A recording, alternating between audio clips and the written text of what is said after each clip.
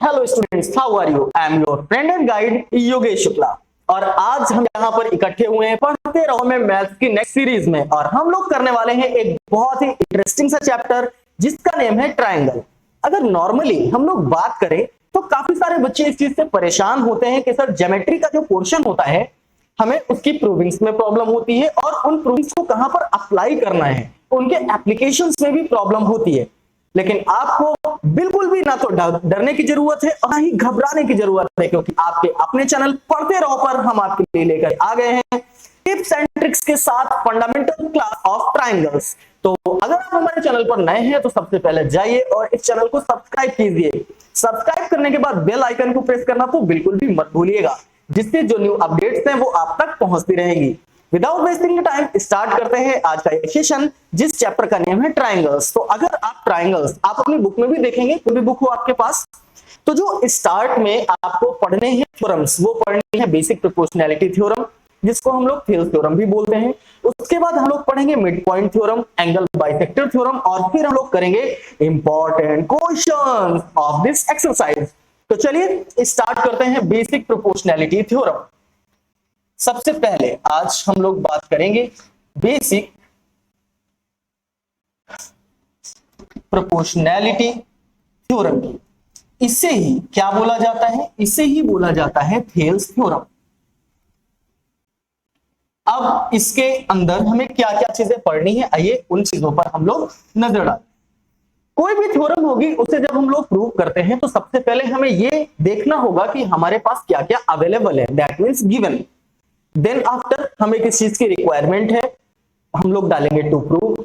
उसके बाद हम देखेंगे कि क्या कोई कंस्ट्रक्शन करने की नीड है, अगर है तो कंस्ट्रक्शन हीडिंग के बाद हम लोग प्रूविंग करेंगे, अदरवाइज हम लोग डायरेक्ट प्रूविंग की तरफ आएंगे। तो यहां पर आपके पास थेल्स थ्योरम में क्या प्रूव करना होगा, पहले रफली समझ लेते हैं। आपके पास एक ट्राइंगल होगा, आपके पास ये हो गया ट्राइंगल एबीसी, और इस ट्राइंगल में आपसे बोल दिया जाएगा कि बेस बीसी के पैरेलल कहीं पर भी कोई साइड है डीई। क्लियर? ये हो गया आपके लिए फिगर। अब इसमें अगर हम लोग गिवन की कंडीशन देखें तो क्या होगा, अगर हम लोग इसमें गिवन की कंडीशन देखें तो गिवन कंडीशन में हमारे पास है in triangle A B C DE is parallel with BC. Then after हम लोग चलते हैं टू प्रूव। क्या प्रूव करना है? तो क्या प्रूव करना है आपको? आपको प्रूव करना है कि किसी भी ट्राइंगल में अगर बेस के पैरेलल कोई थर्ड साइड ड्रॉ कर दी जाए तो वो इस ट्राइंगल को इक्वल साइड्स के रेशियो में डिवाइड करेगी। That means AD upon DB is equal to AE upon EC। ये आपको प्रूव करके लाना है। क्या प्रूव करना है आपको? AD upon DB is equal to AE by EC। ये आपको प्रूव करना है। इसके लिए आपको छोटा सा कंस्ट्रक्शन करना पड़ेगा। क्या है वो कंस्ट्रक्शन, आइए देखिए। यहां पर आपको कंस्ट्रक्ट करने होंगे एल्टीट्यूड्स। ये देखिए AE पर एल्टीट्यूड ये हो गया DM, AD पर एल्टीट्यूड हो गया EM। देन आफ्टर आप BE साइड को मैच कर दीजिए एंड BC साइड को मैच। तो लिख लीजिए ड्रॉ AL, DM एल्टीट्यूड। उसके बाद आप चाहें तो लिख सकते हैं ज्वाइन BE एंड CD। अब हम लोग चलेंगे प्रूविंग। अब हम लोग चलते हैं प्रूविंग की तरफ। तो सबसे पहले प्रूविंग में अगर हम आपसे पूछें कि बेटा ट्राइंगल ADE का एरिया क्या होगा, तो अकॉर्डिंग टू फॉर्मूला आपने क्या पढ़ा है, हाफ बेस इनटू एल्टीट्यूड। यहां पर बेस अगर देखें तो AD दिखाई दे रहा होगा, एल्टीट्यूड देखें तो EL दिखाई दे रहा होगा। इसी के पैरेलल अगर बेस को चेंज कर दें, बेस अगर हम A लेने लगे तो हमारे लिए एल्टीट्यूड DM हो जाएगा। तो अभी हम लोग बात करेंगे लेफ्ट साइड वाले बेस की। क्लियर? तो यहां पर हम लोग क्या लिखेंगे, एरिया ऑफ ट्राइंगल ADE क्या होगा? एरिया ऑफ ट्राइंगल ADE की कंडीशन में आपके लिए बेस क्या हो गया, AD हो गया, परपेंडिकुलर क्या हो गया, EL हो गया। तो ये हो गया आपके लिए half AD into EL। Clear?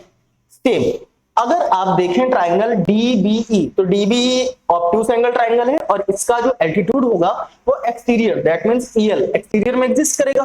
तो अगर हम लोग ट्राइंगल DBE की बात करते हैं तो बेस क्या हो जाएगा, DB हो जाएगा, और एल्टीट्यूड क्या हो जाएगा, EL हो जाएगा। यहां पर लिखिए एरिया ऑफ ट्राइंगल DBE क्या होगा, half into DB into EL। अगर आप इनका रेशियो फाइंड करें, अगर आप इनका रेशियो फाइंड करते हैं तो हाफ से हाफ कैंसिल हो जाएगा, EL से EL कैंसिल हो जाएगा, और क्या आ जाएगा रेशियो आपके लिए, आपके लिए रेशियो आ जाएगा dear students AD by DB। चलिए इतनी बात तो आपको समझ में आ गई, क्लियर हो गया।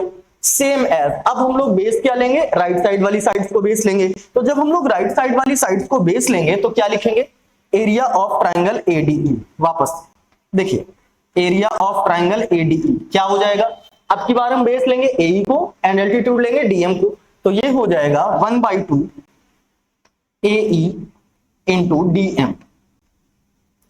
वापस से अगर हम लोग आपसे पूछें, ये देखिए EDC आपको दिखाई दे रहा है, EDC दिखाई दे रहा होगा, EDC ऑब्ट्यूज एंगल ट्राइंगल है। अगर ये ऑब्ट्यूज एंगल ट्राइंगल है तो उस कंडीशन में क्या हो जाएगा, उस कंडीशन में आपको EC बेस लेना होगा एंड DM परपेंडिकुलर लेना होगा। तो यहां पर अगर हम बात करें एरिया ऑफ ट्राइंगल EDC तो ये हो जाएगा 1/2 EC इंटू DM। अगर आप इनका रेशियो फाइंड करते हैं तो आप देखेंगे कि यहां पर हाफ हाफ DM क्या हो गया, कैंसिल हो गया, और यहां पर आपके पास रेशियो आ गया AE बाई EC। चलिए इतनी बात तो बिल्कुल क्लियर हो गई होगी आपको। अब ये हो गया आपके लिए कंडीशन नंबर 1, ये हो गई आपके लिए condition number 2। Condition number 1 condition number 2 के LHS पर नजर डालते हैं। यहां पर क्या लिखा हुआ है, एरिया ऑफ ट्राइंगल ADE। चलिए ये तो सिमिलर है किसके, एरिया ऑफ ट्राइंगल ADE के। लेकिन अब हम लोग बात करेंगे किसकी, area of triangle DBE and area of triangle EDC। तो अगर आप area of triangle DBE and EDC की बात करते हैं तो ये same base and same parallels पर बने हुए ट्राइंगल्स हैं। और आपको ये पहले भी पढ़ाया गया है, अगर सेम बेस सेम पैरेलल पर कोई भी फिगर बना हुआ है सच दैट कोई भी 2 ट्राइंगल्स हैं तो उनका एरिया सिमिलर होगा, कोई भी 2 पैरेललोग्राम्स हैं तो उनका एरिया सिमिलर होगा, भले ही वो डिफरेंट साइड के ही क्यों ना हो। चलिए तो यहां पर अगर हम लोग देखें तो area of triangle DBE is equals to area of triangle EDC बोला जा सकता है। क्यों, क्योंकि ये बने हुए हैं same base and same parallels, same base and same parallels. तो यहां से अगर हम लोग देखें तो एरिया ऑफ DBE किसके इक्वल हो गया, एरिया ऑफ ट्राइंगल EDC के। LHS इक्वल हो गया, और जब LHS इक्वल हो गया, ये हो गई आपके लिए कंडीशन नंबर 1, ये हो गई आपके लिए कंडीशन नंबर 2। तो from condition first and condition second आप क्या बोल सकते हैं कि LHS के अकॉर्डिंग RHS भी क्या होंगे, इक्वल होंगे। From equation first and second you can write this situation AD upon DB is equals to AE by EC। देखिए ये तो हो गई प्रूविंग आपकी रिक्वायर्ड कंडीशन की, आपको प्रूव करके क्या लाना था, AD by DB is equals to AE by EC, ये तो हो गया। लेकिन थेल्स थ्योरम के कुछ डिराइवेटिव्स भी होते हैं। डिराइवेटिव्स दैट मींस हमने आपसे कहा कि कोई भी ट्राइंगल है, अगर बेस साइड के पैरेलल आपने कोई साइड ड्रॉ कर रखी है तो वो क्या करेगी, एक फाइनाइट रेशियो में डिवाइड करेगी। फाइनाइट रेशियो में डिवाइड करेगी तो क्या सिर्फ यही रेशियो हो सकता है, हो सकता है इसका अपोजिट लिखा हुआ हो, that means AD by DB की जगह AD बाई AB लिखा हो, तो क्या हो सकता है, हो सकता है AD by AB is equals to AE by EC। Same as हो सकता है कोई और तरीका है, AB बाई DB ये हो सकता है AB by DB is equals to AC by EC। तो ये सारे के सारे क्या है, ये डिराइवेटिव्स हैं किसके, Thales theorem, basic proportionality theorem के। तो यहां तक की बात डियर स्टूडेंट्स आपको प्रॉपर्ली समझ में आ गई होगी, अच्छे से समझ गए होंगे आप। अब हम लोग मूव करेंगे नेक्स्ट थ्योरम की तरफ। देखिए अगर आपके एग्जाम में प्रूविंग पूछी जाएगी तो वो सिर्फ और सिर्फ थेल्स थ्योरम की पूछी जाएगी, और इसके भी 40% चांसेस है, ठीक है। अदरवाइज आजकल एप्लीकेशन ही पूछे जाते हैं, लेकिन हो सकता है आपके होम एग्जाम में, स्कूल के एग्जाम में थेल्स थ्योरम की प्रूविंग भी पूछ ली जाए, इसीलिए आपको ये पढ़ा दिया गया और प्रॉपर्ली आपको समझ में आ गया होगा। चलिए अब हम लोग बात करेंगे नेक्स्ट थ्योरम, जिनका हम सिर्फ और सिर्फ स्टेटमेंट सीखेंगे और यूज करेंगे कहां पर, क्वेश्चन को करने में, एप्लीकेशंस में। चलिए नेक्स्ट जो हमारी थ्योरम आती है वो आती है हमारे लिए मिड पॉइंट थ्योरम। नेक्स्ट जो थ्योरम आएगी वो आएगी मिड पॉइंट थ्योरम। तो मिड पॉइंट थ्योरम प्रूविंग करने के लिए कभी नहीं आएगी, सिर्फ और सिर्फ आपको समझ लेना है कि ये क्या है। तो अब हम लोग किसकी बात करेंगे, अब हम लोग बात करने जा रहे हैं मिड पॉइंट थ्योरम। देखिए नेम से ही क्लियर समझ आ रहा होगा, मिड पॉइंट, दैट मींस कहीं ना कहीं मिड पॉइंट्स की बात की जा रही होगी। तो मिड पॉइंट्स की बात की जा रही है तो कैसे करेंगे? मिड पॉइंट थ्योरम में क्या है, अगर आपके पास कोई भी रिक्वायर्ड ट्राइंगल या गिवन ट्राइंगल है, ये हो गया आपके लिए गिवन ट्राइंगल, ट्राइंगल एबीसी, और आपसे बोला गया कि अगर किन्हीं भी टू साइड्स के मिड पॉइंट को मैच कर दिया जाए, तो आप देख रहे होंगे AB का जो मिड पॉइंट है वो आपको M दिखाई दे रहा है, AC का जो मिड पॉइंट है वो N दिखाई दे रहा है, और अगर आप इन टू को मैच करोगे तो एक लाइन मिलेगी आपको। ये जो लाइन आएगी ये थर्ड साइड के पैरेलल होगी एंड थर्ड साइड की हाफ होगी। क्लियर? तो यहां पर आपने क्या देखा मिड पॉइंट थ्योरम के according, if the mid points of, ठीक है लिख लेंगे आप लोग, if the mid points of two lines are match then the line is parallel to the third side and half. तो यहां पर mn किसके इक्वल होगा? mn आपके लिए हाफ BC के इक्वल हो जाएगा, एंड mn किसके पैरेलल होगा? mn आपके लिए BC के पैरेलल हो जाएगा। ये टू कंडीशंस आपको समझनी है किसके लिए? मिड पॉइंट थ्योरम के लिए। क्लियर?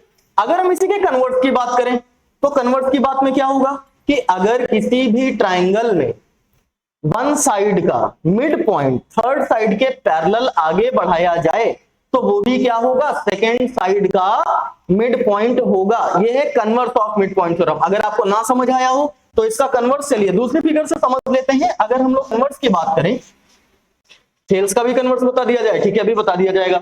देखिए अगर आप कन्वर्स की बात करते हैं तो कन्वर्स ऑफ एमपीटी में है कि अगर कहीं पर भी कोई भी गिवन ट्राइंगल है तो किसी भी साइड के मिड पॉइंट को अगर थर्ड साइड के पैरेलल आगे बढ़ाएंगे आप, m mid point already given था और ये गिवन हो गया कि ये जो साइड आगे गई है ये BC के पैरेलल है, तो ये कहीं ना कहीं AC को कट करेगा ना, इंटरसेक्ट करेगा, और जहां भी कट करेगा वो भी क्या हो जाएगा? वो हो जाएगा AC का मिड पॉइंट। ये क्या है? ये converse of mid point theorem. Clear? ठीक है, चलिए थेल्स के कन्वर्स में क्या था ये भी देख लीजिए। अभी आपने थेल्स में पढ़ा कि कोई भी ट्राइंगल है और उसमें अगर हम क्या करते हैं, बेस के पैरेलल लाइन ड्रॉ करते हैं, तो ये जो रेशियो आएगा ये रेशियो क्या होगा? इक्वल होगा, that is AM upon MB is equals to AN upon NC। ये आपने पढ़ा है थेल्स में। अगर हम इसके कन्वर्ट की बात करें तो क्या होगा? देखिए ध्यान से, ये हो गया आपके लिए ट्राइंगल एज। अब आपको रेशियो गिवन कर दिया जाएगा और आपको प्रूव करना होगा कि ये लाइन थर्ड साइड के पैरेलल होगी। रेशियो आपको गिवन कर दिया जाएगा। तो अगर हम लोग यहां पर बात करें तो हमें गिवन क्या है? इसका नेम ले लीजिए M, इसका नेम ले लीजिए N। हमें गिवन कंडीशन है AM upon MB is equals to AN upon NC। ये गिवन कंडीशन है। अब हमें ये नहीं पता कि पैरेलल है, हमें नहीं पता, तो हम लोग क्या करेंगे? हमने लेट कर लिया कि MN पैरेलल नहीं है, तो हम लोग एक लाइन ड्रॉ करेंगे जो किसके पैरेलल होगी? बेस BC के पैरेलल होगी। Draw a line ML। हमने एक लाइन ड्रॉ कर ली ML, और ये क्या है? ये पैरेलल है किसके? BC के। अब अगर ML पैरेलल है तो अकॉर्डिंग टू थेल्स क्या होगा? AM upon MB is equals to AL upon LC। ये होना चाहिए अकॉर्डिंग टू थेल्स थ्योरम। अब अगर आप इन टू कंडीशंस को कंपेयर करें तो दोनों का LHS क्या हो गया? सेम हो गया। अगर दोनों के LHS सेम है तो दोनों के RHS भी क्या होंगे? सेम होंगे। From condition number 1 and condition number 2 you get the AN upon NC is equals to AL upon LC, and this statement states that N comma L lies on same point. That means कि ये दोनों के दोनों same point पर ही exist करते हैं। N and L, N and L अगर same point पर एग्जिस्ट करेंगे तो ML अगर BC के पैरेलल है, दैट मींस MN और ML क्या है? सेम लाइन है, और MN भी क्या होगी? BC के पैरेलल होगी। It represents that MN is parallel with BC। ये है आपके लिए कन्वर्स ऑफ थेल्स।